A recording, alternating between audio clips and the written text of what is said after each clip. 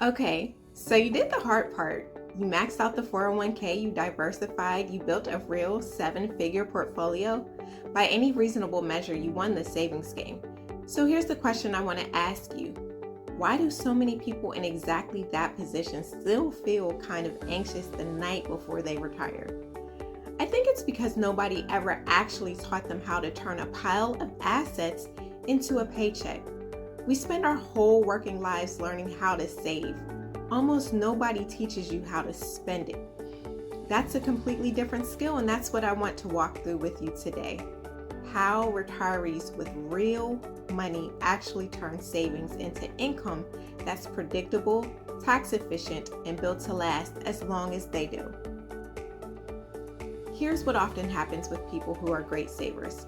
For 30 years, the only question they've ever asked is, how much can I accumulate? And then they retire, and they're still asking that same question. Except it's not the right question anymore. The question now is, how do I actually get paid every month for the rest of my life without running out and without handing more of it to the IRS than I have to? I like to think of your portfolio less like a finish line and more like a reservoir. Sure, the size of it matters, but honestly, so does how much you manage the water flowing out. How much, how often, which gate it comes out of.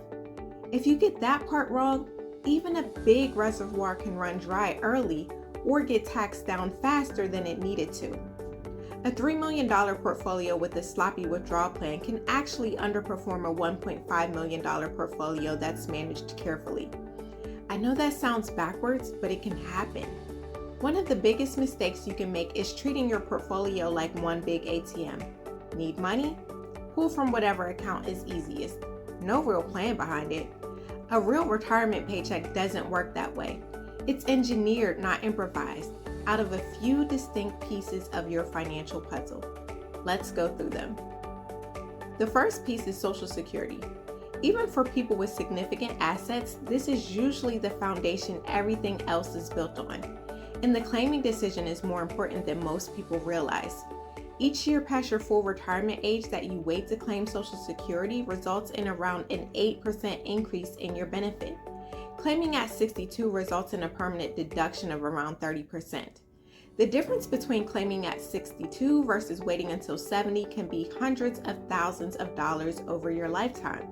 That decision also affects your taxes, and if you're married, your spouse, as if one of you were to pass away, the surviving spouse gets the larger of the two benefits. It's worth getting right. The next piece is pension income, if you're one of the lucky ones who still has one. It's basically a second guaranteed paycheck, and it takes pressure off everything else. You've probably got some mix of a traditional IRA or 401k, maybe a Roth, and a taxable brokerage account.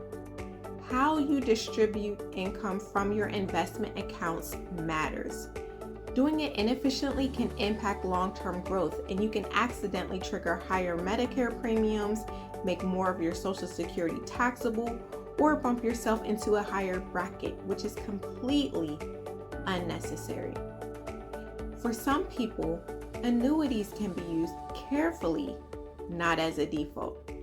A specific type of annuity can lock in guaranteed income and take longevity risk off the table for a slice of your portfolio. I want to be clear though, this isn't a blanket recommendation. If someone tries to put all of your money into an annuity, that's a red flag, not a strategy. Used correctly, it's a tool. Used carelessly, it's an expensive mistake. Beyond what you withdraw, there's a good chance your portfolio is already generating cash you're not fully using, which may be dividends from stocks, interest from bonds, or interest sitting in CDs or cash. For retirees with significant taxable accounts, instead of automatically reinvesting all of that, you can direct it toward your living expenses. That way you're not forced to sell investments every month, especially during a down market. But don't mistake this for a complete plan on its own. Dividends get cut sometimes.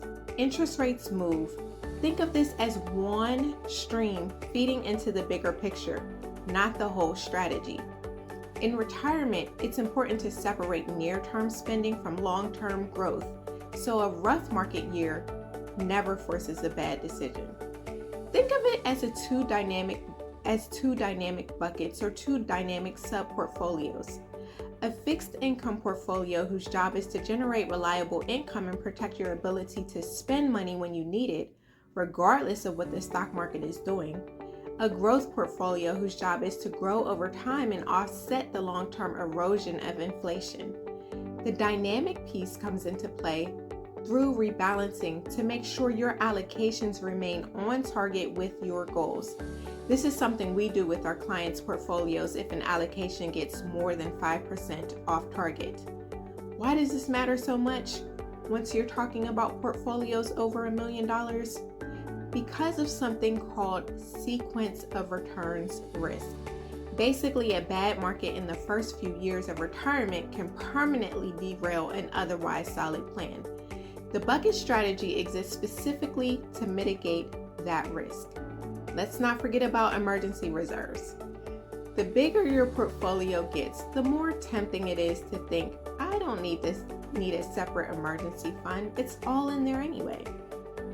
But a true reserve kept separate from your income buckets exists so that an unexpected expense, a health issue, a major repair, a family member who needs help, never forces you to sell long-term holdings at the worst possible moment or blow up a tax strategy you spent a long time building. It's a small piece of the plan, but it protects every other piece. So look, a retirement paycheck isn't one product. It's not one clever trick or one account you put your money into. It's a puzzle, and all the pieces need to work together. Getting your Social Security timing right, having a withdrawal strategy, letting dividends and interest do some of the work, using a bucket strategy to protect against bad timing, tying it all together with smart tax planning, and keeping a reserve so a surprise expense doesn't derail anything.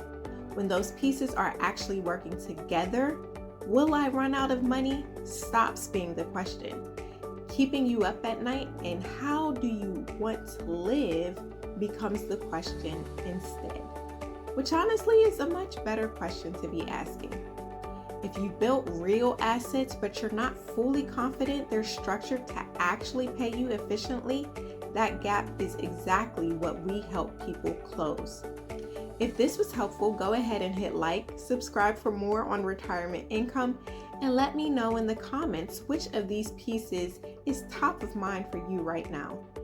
Thanks for watching. I'll see you in the next one.